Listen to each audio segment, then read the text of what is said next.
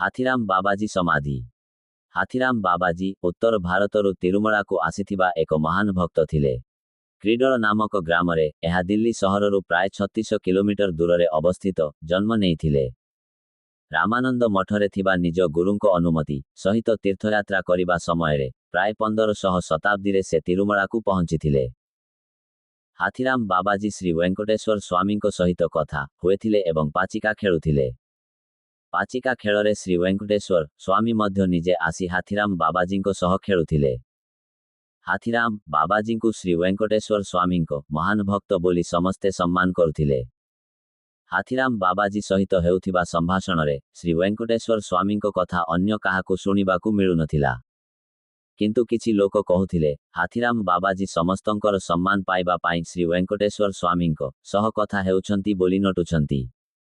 ପାଚିକା ଖେଳକୁ ମଧ୍ୟ ସେ ନିଜେ ଖେଳି ଶ୍ରୀ ଭେଙ୍କଟେଶ୍ୱର ସ୍ୱାମୀ ସହ ଖେଳୁଛନ୍ତି ବୋଲି କହୁଛନ୍ତି ବୋଲି ଚିତ୍ତୁରକୁ ଶାସନ କରୁଥିବା ଗିରିଧର ରାଜାଙ୍କୁ ଅଭିଯୋଗ କରିଥିଲେ।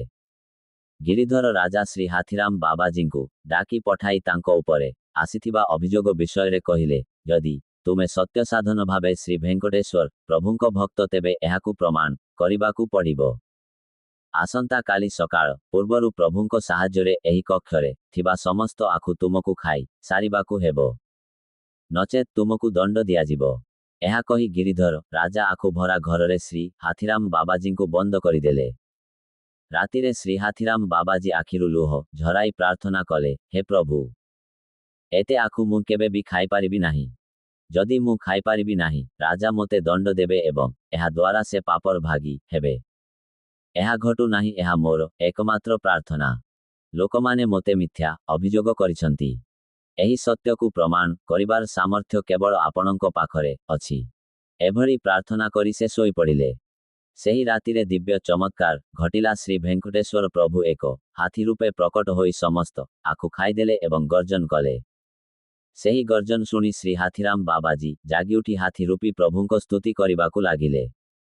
ରାଜସେବକମାନେ ଦୌଡ଼ି ଯାଇ ରାଜାଙ୍କୁ କହିଲେ, ମହାରାଜ, ଯେଉଁ ଘରେ ହାଥିରାମ ବାବାଜୀ ବନ୍ଦ ଅଛନ୍ତି ସେଠାରେ ଜଣେ ଭୟଙ୍କର ହାତୀ ଗର୍ଜନ କରୁଛି। ଗିରିଧର ରାଜା ଆସି ଦ୍ୱାର ଖୋଲିବା ମାତ୍ରେ ହାତୀଟି ସମସ୍ତଙ୍କ ସାମ୍ନାରେ ଦୌଡ଼ି ବାହାରିଗଲା। ଶ୍ରୀ ହାଥିରାମ ବାବାଜୀ ଅବିରତ ଭାବେ ପ୍ରଭୁଙ୍କ ସ୍ତୁତି କରୁଥିଲେ। ତେବେ ରାଜା ବୁଝିଗଲେ, ସ୍ୱୟଂ ଶ୍ରୀ ଭେଙ୍କଟେଶ୍ୱର ପ୍ରଭୁ ହାତୀ ରୂପେ ଆସି ଆଖୁ ଖାଇଛନ୍ତି। ଶ୍ରୀ ହାଥିରାମ ବାବାଜୀଙ୍କୁ ସତ୍ୟ ମହାଭକ୍ତ ଭାବେ ଚିହ୍ନି ଗିରିଧର ରାଜା ତାଙ୍କୁ ଶ୍ରୀ ଭେଙ୍କଟେଶ୍ୱର ମନ୍ଦିରର ରକ୍ଷକ କଷ୍ଟୋଡିଆନ୍ ନିଯୁକ୍ତ କଲେ ଏବଂ ତାଙ୍କୁ ନିଜ ଗୁରୁ ଭାବେ ଗ୍ରହଣ କଲେ। ଶ୍ରୀ ହାଥିରାମ ବାବାଜୀ ବହୁ ପ୍ରକାରରେ ଶ୍ରୀ ଭେଙ୍କଟେଶ୍ୱର ପ୍ରଭୁଙ୍କ ସେବା କରୁଥିଲେ। ପ୍ରତିଦିନ ସକାଳେ ସୁପ୍ରଭାତ ସେବାରେ ତାଜା ଗୋ ଦୁଧ ଓ ମକ୍ଖନ ଅର୍ପଣ କରୁଥିଲେ।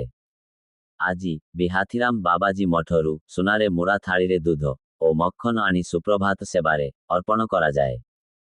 ଯେତେବେଳେ ଲୋକମାନେ ଶୁଣିଲେ ଯେ ପ୍ରଭୁ ନିଜେ ହାତୀ ରୂପେ ଆସି ତାଙ୍କ ଭକ୍ତଙ୍କୁ ରକ୍ଷା କରିଛନ୍ତି ଏବଂ ରାଜା ତାଙ୍କୁ ଗୁରୁ ଭାବେ ଗ୍ରହଣ କରିଛନ୍ତି, ହଜାର ହଜାର ଭକ୍ତ ହାଥିରାମ ବାବାଜୀଙ୍କ ଦର୍ଶନ ପାଇଁ ଆସିଲେ। ଭକ୍ତମାନଙ୍କ ଭିଡ଼ ବଢ଼ିବାରୁ ଶ୍ରୀ ହାଥିରାମ ବାବାଜୀ ପାପନାଶନ ମାର୍ଗରେ ଗୋଗର୍ଭ ତୀର୍ଥ ଓ ଆକାଶଗଙ୍ଗା ମଧ୍ୟରେ ଶ୍ରୀ ବେଣୁଗୋପାଳ ମନ୍ଦିର ସ୍ଥାପନା କଲେ। ସେଠାରେ ସେ ପ୍ରଭୁ ବେଣୁଗୋପାଳଙ୍କ ସେବା କଲେ।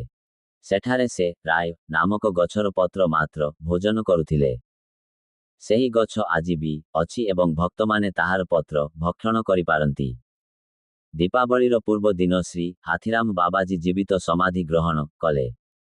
ପ୍ରତିବର୍ଷ ସେହି ଦିନ ହାଥିରାମ ବାବାଜୀ ମଠରୁ ଲଡ୍ଡୁଗୋପାଳ ବିଗ୍ରହ ଆଣି ସମାଧି ସ୍ଥଳରେ ପୂଜା କରାଯାଏ। ପୂର୍ବରୁ ସେ କେବଳ ବାବାଜୀ ଭାବେ ପରିଚିତ ଥିଲେ, କିନ୍ତୁ ପ୍ରଭୁ ହାତୀ ରୂପେ ତାଙ୍କୁ ରକ୍ଷା କରିବା ପରେ ସେ ହାଥିରାମ ବାବାଜୀ ଭାବେ ବିଶ୍ୱବିଖ୍ୟାତ ହେଲେ। ହାତୀ ଅର୍ଥାତ୍ ହାତୀ, ରାମ ଅର୍ଥାତ୍ ଆନନ୍ଦ ଦାତା। ଏହିପରି ହାଥିରାମ ଅର୍ଥ ହାତୀ ରୂପେ ପ୍ରକଟ ହୋଇ ଯିଏ ବାବାଜୀଙ୍କୁ ଆନନ୍ଦ ଦେଲେ। ଏହି ହାଥିରାମ ବାବାଜୀଙ୍କ ସମାଧି ଶ୍ରୀ ଭେଙ୍କଟେଶ୍ୱର ସ୍ୱାମୀ ମନ୍ଦିରରୁ 4 କିଲୋମିଟର ଦୂରରେ ଅବସ୍ଥିତ ଅଛି।